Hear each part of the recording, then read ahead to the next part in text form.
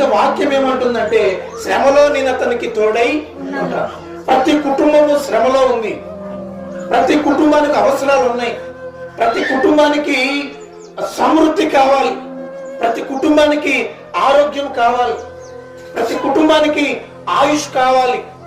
అడుగుతారు, మా బిడ్డలకు ఆయుష్ని దయచేయండి, మంచి ఆరోగ్యము దయచేయండి, మా ప్రతి పనిని మీరు దీవించాలి, మా ప్రతి అవసరత మీరు తీర్చాలి. కానీ మేము మాత్రం మీకు దూరంగా ఉంటాం.